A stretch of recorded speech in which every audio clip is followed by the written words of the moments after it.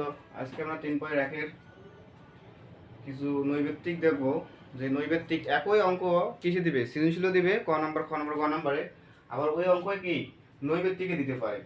নৈবেত্তিকে দিলে তো অত বড় ক্যালকুলেশন করে আমরা বের করতে পারবো না, বলতে পারবো কিন্তু সময় অনেক লেগে যাবে আর ওই পরিমাণের সময় পাবো না। তাহলে এখন দেখো যে এখানে যদি এই ম্যাথটা কিন্তু দেখো তোমাদের গ নাম্বারে পর্যন্ত দিতে পারে, এই ম্যাথ গ নাম্বারে দিতে পারে, আর ওই ম্যাথ আবার তোমার কিছু দিতে পারে নৈবেত্তিকেও দিতে পারে। আচ্ছা, যদি নৈবেত্তিকে দিতে পারে, যদি দেয় তো তখন কিভাবে সলভ করবো দেখো। তাহলে এখানে কি আছে, a প্লাস বি সমান 7 আর এ বি সমান 10 হলে a মাইনাস বি হোল স্কয়ারের মান নির্ণয় করো বা মান কত। তাহলে এখন দেখো এখানে কিন্তু a প্লাস বি সমান 7, অর্থাৎ এই যে a আর b এর যোগফল কিন্তু 7, a আর b এর যোগফল। দেখো শর্টকাটটা মনে রাখিও যে এখানে a প্লাস বি এর যোগফল হচ্ছে 7 ও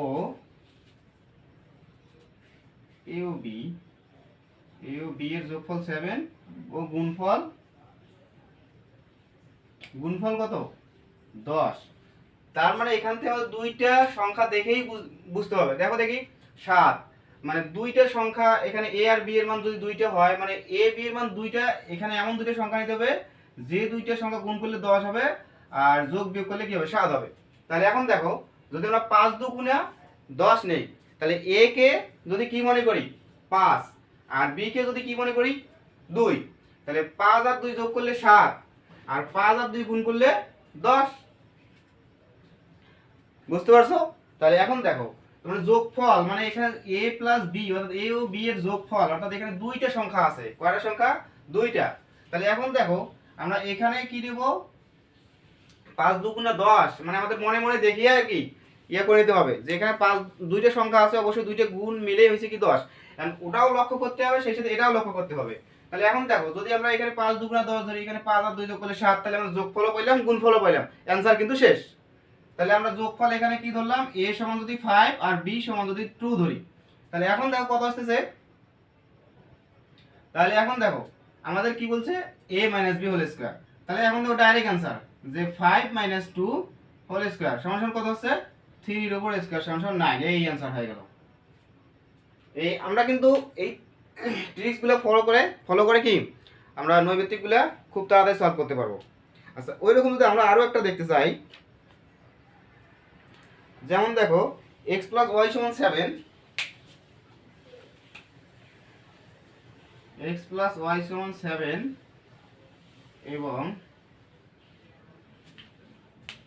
এবং কত আছে x y is equal to 60, x y is equal to 60। তাহলে এখানেও কি বলছে যে a minus x minus y কত, যে x মাইনাস y কত। তাহলে এখন দেখো পারবো কিনা আমরা। তাহলে এখানে দুইটা সংখ্যা নিতে হবে, যে সংখ্যা দুইটার যোগফল কত 17, সরি 7 না 17। তাহলে এখন দেখো, তাহলে এখন মনে মনে গুণ করো, গুণ করা শুরু করে দাও যে 60 কে কোন দুটো সংখ্যা দিয়ে গুণ করলে 60 হয়। গুণ করো, কত কত গুণ করলে 60 হয়, 5 12 60, 12 5 17 হয়ে গেছে না, 12 5 17 আর 5 12 60 পেয়ে গেছি আমরা। তাহলে আমরা a কত পাইলাম, তাহলে আমরা ধরে নেব a হচ্ছে 12 আর b হচ্ছে কত 17, সরি 17 না 5। তাহলে আমরা কি বের করব, এখানে x আর এটা হচ্ছে y। তাহলে এখানে কি x y, তাহলে x y, x কত 12 মাইনাস 5 সমান কত এই যে 7। বুঝতে পারছো? আশা করি বুঝতে পারো। এই নিয়মটা ফলো করে তোমরা নৈবেত্তিকগুলা করতে পারো। আচ্ছা, এখন আর একটা দেখি,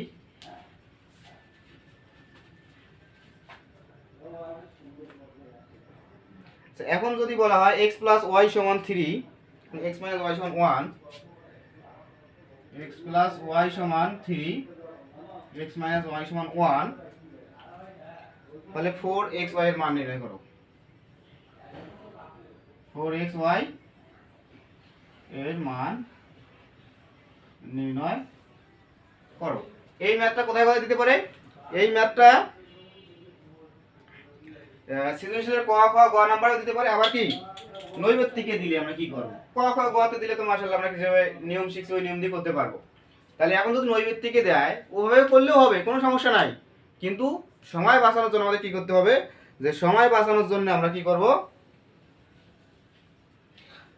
দেখো সময় বাঁচানোর জন্য যে এরকম ম্যাথ দেয় যে x + y = 3, x - y = 1 হলে 4xy অথবা খালি xy যদি দেয় সেক্ষেত্রে আমরা কি করব। তাহলে এখন দেখো এই দুইটা সংখ্যা আমরা সরাসরি কি করব, এই দুইটা সংখ্যা যোগ করি, যদি 2 দ্বারা ভাগ দেই তাহলে পাবো কিসের মান, যোগ করে 2 দ্বারা ভাগ করলে আমরা পাবো x এর মান, যোগ করি বিয়োগ করে 2 দ্বারা ভাগ করলে পাবো y এর মান। দেখো অর্থাৎ এটা কিভাবে আসে এটা একটু দেখাই, এই শর্টকাটটা যে আমরা তৈরি করছি এই শর্টকাটটা কিভাবে আসে একটু দেখো। যে এটাকে যদি আমরা 1 নম্বর সমীকরণ দেই, এটাকে যদি 2 নম্বর সমীকরণ দেই, তাহলে 1 আর 2 যোগ করে কি আসে দেখো দেখি, 1 আর 2 যোগ করলে কি হবে, x + y আর প্লাস x - y সমান কত হবে, 3 + 1, তাই না? তাহলে এখানে কত হচ্ছে 2x + 2y, তাহলে এখানে সমান 4। তাহলে এখন দেখো 2 কমন নিলে x + y = কত হয়, 4/2, ঠিক আছে, x + y সমান হচ্ছে 4/2,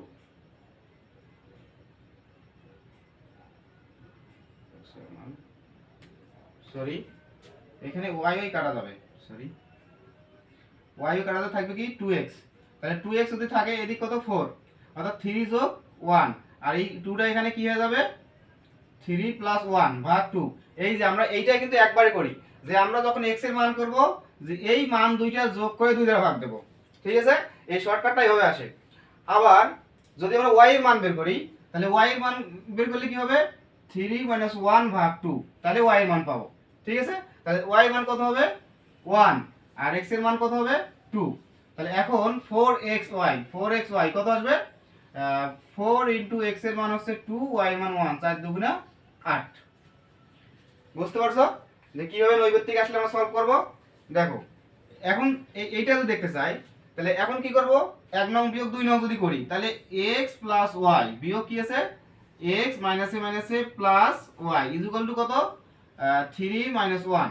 তাহলে আমি কি করছি, বিয়োগ করে দিতে বলছি, কিন্তু এই 3 - 1/2 দিতে বলছি, দেখো ওইটাই আসবে, এখানে কি x কাটা যাবে, তাহলে এখানে 2y = কি আছে 3 - 1, আর এখানে যদি y পাই 3 - 1/2। এই যে আমি কিন্তু এভাবে বলছি যে যখন আমরা x এর মান বের করব তখন এই দুটো সংখ্যা যোগ করে দিয়ে 2 দ্বারা ভাগ দেব, আর যখন y নিতে যাব তাহলে এটার থেকে এটা বিয়োগ করে 2 দ্বারা ভাগ দেব, আর ওই মানকে সরাসরি x y এর জায়গায় বসিয়ে দিয়ে আমরা কি নৈবেত্তিক সলভ করব। এইভাবে কিন্তু লিখিততে দেওয়া যাবে না, এটা নৈবেত্তিক বের করতে হবে এইভাবে আর কি, আর লিখিততে সূত্র ইউজ করে করতে হবে। আশা করি তোমরা বুঝতে পারছো। আচ্ছা এখন যদি আমরা আরেকটা এই টাইপের ম্যাথ দেখতে চাই নৈবেত্তিকের জন্য,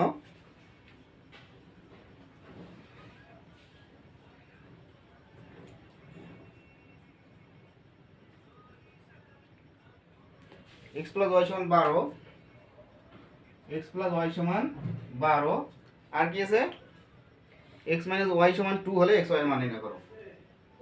x - y = 2 হলে xy এর মান নির্ণয় করো। তাহলে এখন দেখো দেখি কি বলছি আমি, x এর মান বের করতে গেলে কি করতে হবে, x এর মান এটা যোগ করি 2 দ্বারা ভাগ, তাহলে 12 + 2/2, তাহলে কত হবে 14/2, তার মানে কত হচ্ছে 7। আর y মান বের করতে হলে এটা থেকে এটা বিয়োগ, 12 - 2/2, তাহলে কত হচ্ছে 12 থেকে 10, 10 কে 2 দ্বারা করলে 5। এখন আমরা x y এর মান চাইছে, সুতরাং x y কত আসবে, x y x কত 7 × 5 = 5 × 7 = 35। এই যে অ্যানসার, খুব সহজে নৈবেত্তিক অ্যানসার বের হয়ে গেছে না। তো তোমরা নৈবেত্তিক আসলে এইভাবে করবা, ঠিক আছে। ধন্যবাদ, আশা করি তোমরা বুঝতে পারছো। আর যারা যারা ভিডিও দেখতেছো অবশ্যই তোমরা শেয়ার করবা এবং লাইক করে দিবা।